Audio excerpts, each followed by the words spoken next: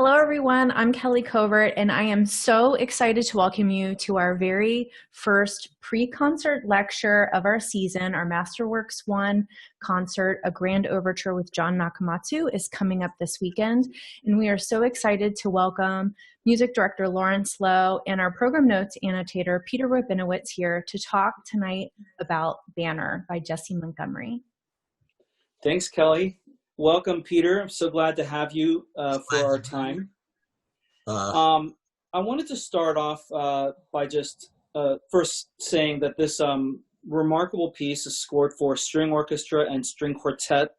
So the texture is all strings, but they're divided into these two groups, the bigger group and the smaller group. It was co-commissioned by the Joyce Foundation and the Sphinx Organization. The Sphinx Organization I worked with many times to promote a lot of their amazing soloist winners from their competition every year. You can look up them on the internet and find out more. But Peter, you had a chance to talk to the composer. Can you tell us a little bit about what Jessie Montgomery said about Banner? Sure. The piece is a very interesting piece with a complicated history. It started out actually, its original origin was a piece called Anthem that was written for school kids to play in the wake of Barack Obama's first election. And then she later was commissioned to write a piece for the 200th anniversary of the Star-Spangled Banner, and she wrote this piece, which incorporated some stuff from the earlier piece. What I find really interesting about it is that having been written as a celebratory piece in 2014, it now turns out to be especially relevant to the current political situation in the United States. What she was trying to do was to reimagine what a national anthem would look like in a multicultural world. And so, although the Star-Spangled Banner is the center of this piece, she's thrown in a large number of other national and international things, folk songs like the Cumberland Gap, the Mexican national anthem, the Puerto Rican national anthem, This Land Is Your Land. And at the climax of the piece, they all come in together in this riot of sound, which I find really exuberant and exciting. But it talks about how, it's hard to hear in a way. You can't follow all of them. And it talks about both the joy and the difficulty of living in a multicultural world. Yeah, she actually wrote at the beginning of the score, there's a preface where she wrote, Star-Spangled Banner is an ideal subject for exploration in contradictions. For most Americans, the song represents a paradigm of liberty and solidarity against fierce odds. And for others, it implies a contradiction between the ideals of freedom and the realities of injustice and oppression. So very, very relevant today in 2020, and it's just amazing that we're going to be able to perform this in our opening concert in this unusual year.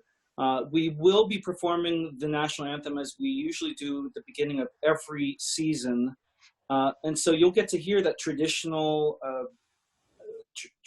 playing, and you can sing along at home if you like. And then we will follow it directly with this piece, Banner. And you're right. When you go through the score, even though the orchestration is somewhat simple, she composes in a way where I think it is meant to have a little bit of conflict in terms of what to hear.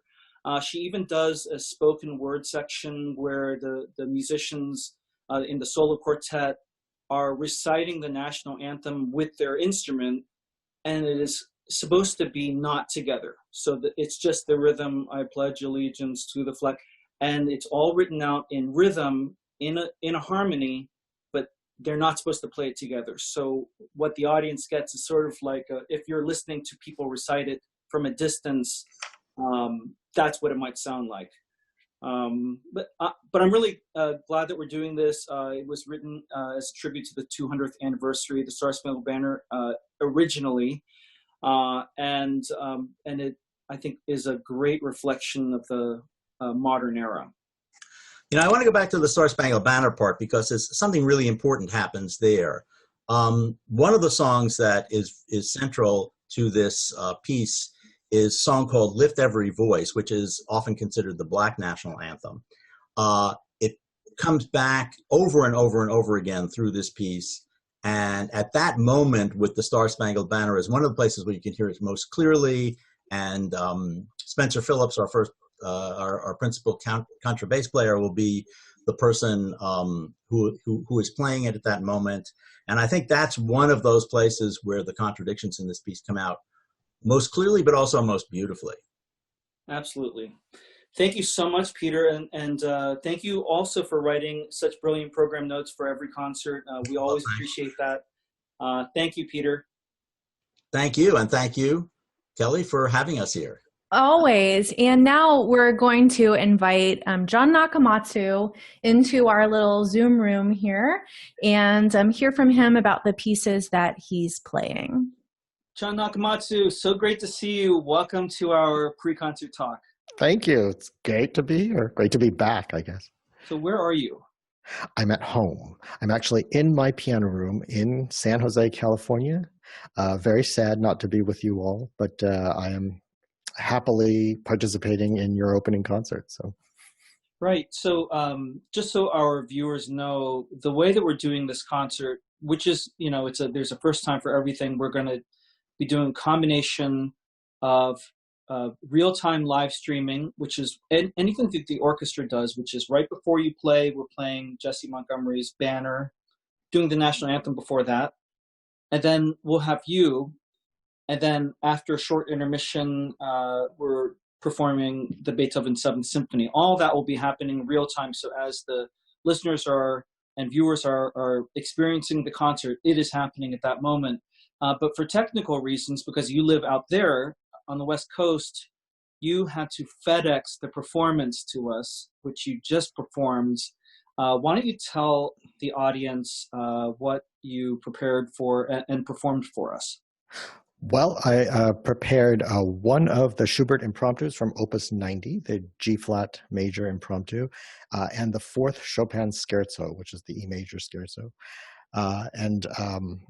I played them because I think they're beautiful, lyrical, emotional pieces. I think there are things that, I felt I needed to hear in the pandemic, in isolation. My concerts have been canceled since February, so I have nothing live since I have had nothing since February, and I don't have anything, in fact, until at least after the first of the year. And just revisiting some of this music has really been helpful and wonderful. And, maybe I wouldn't have had the time to do such projects before, but I've been learning a lot of new things and looking at things that have really given me a lot of peace. So I hope you find that too. Can you describe a little bit the journey from the Schubert to the Chopin? What sorts of things people can expect specifically from these pieces if they are unfamiliar with them? Well, Schubert wrote 2 sets of 4 impromptus. So of the 8, there are no other descriptive adjectives except, within the context of the word impromptu, we think of improvisation. We think of something that's of great freedom. But it's interesting because these works are very, very formulaic. Primarily ABA forms. There are a couple exceptions. Very large ABA forms, very developed, and they're very clear and defined. I think the improvisatory aspect of it comes in these unending lines that just seem to go on forever. For which Schubert is known and revered. And that carries over really into the Chopin. And the Chopin, the scherzo is I would say the sunniest of the 4. The previous 3 were quite barn-burning kinds of pieces. So to have this lighter and somewhat more lyrical piece really, I think, paired well with the Schubert, but also had moments of excitement and just, I think, lyricism that the genius of both Chopin and Schubert, it defines them. So I love them both. I just, it's great music. So performing at home for an audience, that must Totally also weird. be totally weird. Yeah, because Completely this is a bizarre. place where you are working, where you're woodshedding, That's right. where your son, Gavin, will be running in with a Yeah, toy or asking you to do something with exactly. him. Yeah. So making that transition to it being a concert hall, I'm sure was strange. Maybe you put on some, particular outfit, walked out, maybe you bowed. I'm not sure if you did that. No, I pressed record and sat down Press and played. record. Okay. But I have to say, it's so funny. You said put on. I hadn't realized this, but yesterday when I was recording this, that was the first time since March that I put on a pair of pants. And I thought, this is very dangerous. I should have planned better because I didn't even know if they're going to fit. But thank goodness they still do, and everything. Congrats. Yeah, but yeah, it's very strange, and you hear all the imperfections of such a format, and I think that just it's part of the life and part of the sign of the times. My piano is not 100% in tune. My piano is not necessarily a stage instrument. But maybe everyone will enjoy listening to an instrument that taught me some of the pieces that are constantly in my repertoire, and it's maybe more homey and more intimate than it would be even if I were in person in your hall. Yeah, that makes sense.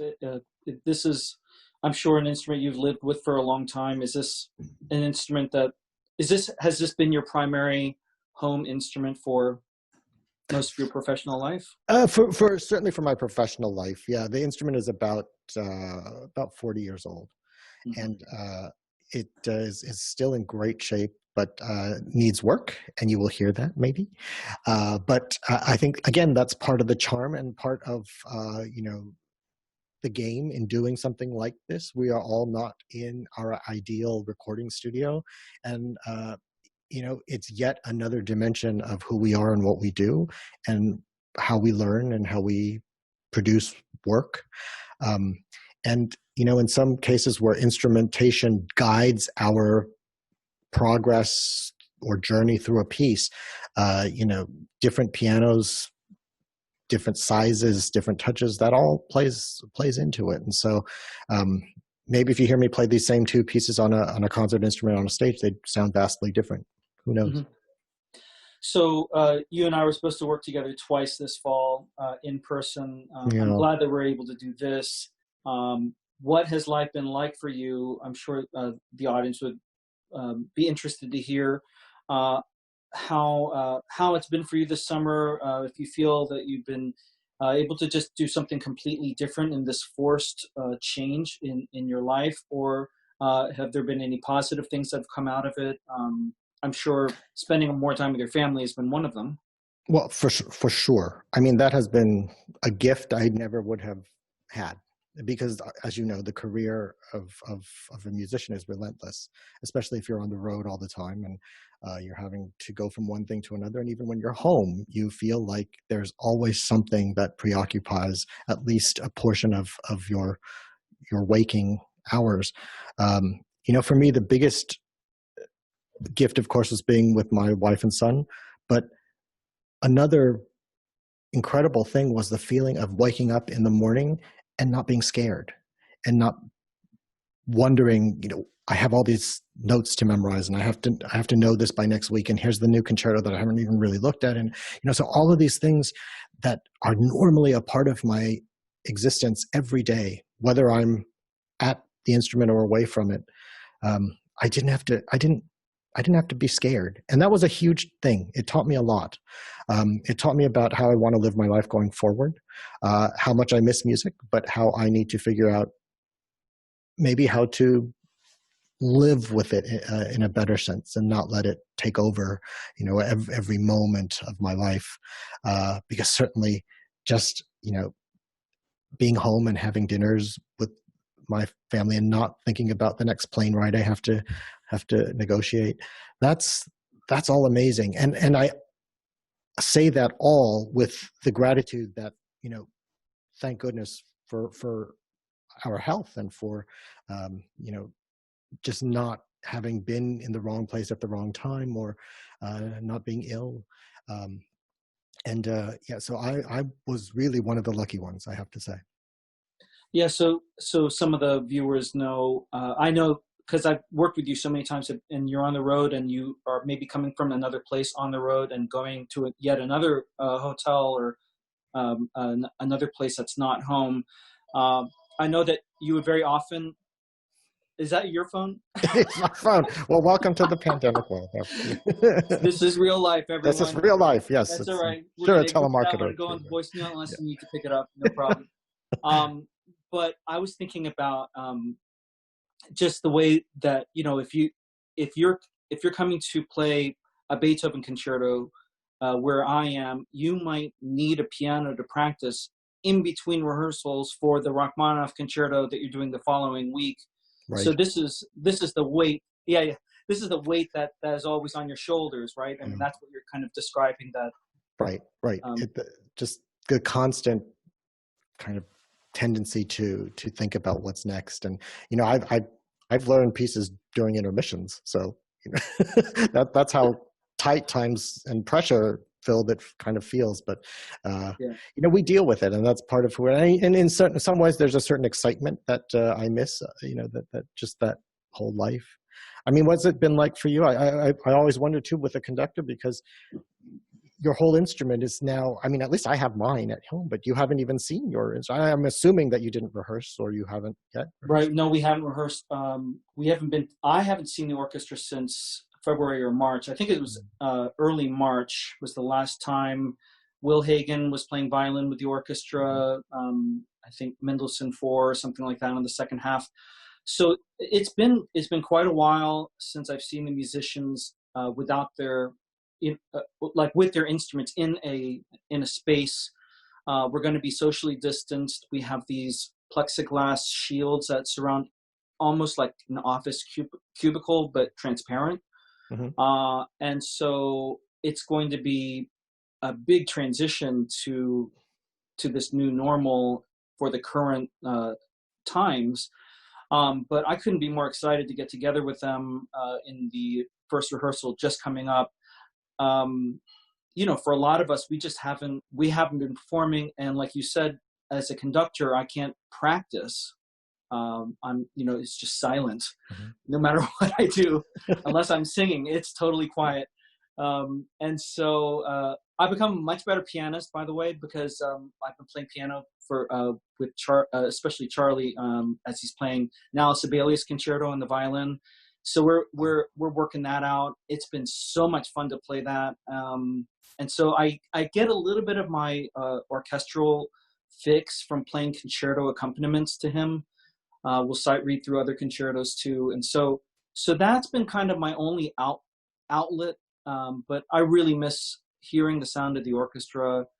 And so when that first rehearsal comes and they start tuning, I think that's going to be an overwhelming feeling of gratitude and happiness for me. I can imagine. Yeah. So the piece that we're doing, I know originally you were going to be playing a Beethoven concerto on this to help celebrate the anniversary of Beethoven. But what we're going to be doing is the Seventh Symphony, which is one that has a lot of special meaning to me. It's this conspicuous omission. You know, I've been here for many years with the orchestra, and we haven't done one of the most popular Beethoven symphonies, the Seventh.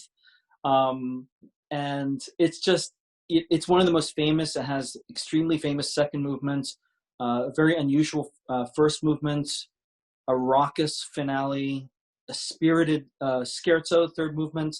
And it's just one of my favorites to perform. And I've conducted it many, many times. And actually can't believe that we haven't done it. And I had to actually double check that we have not performed this piece. But I know it's one that the orchestra will have a great time performing. And I think it will be a particularly great vehicle for us to reacquaint ourselves with the feeling of performing together, because it's really hard. It has all of its challenges in normal distancing, with ensemble, with just having all those nuances together. And I think there's going to be this edge of the seat effort by the musicians to still have that same kind of musicality and connection, but 6 feet or further apart. I think it's going to be challenging, and also we're kind of excited to embrace that challenge. So Jon, thank you so much for performing in our first big concert together.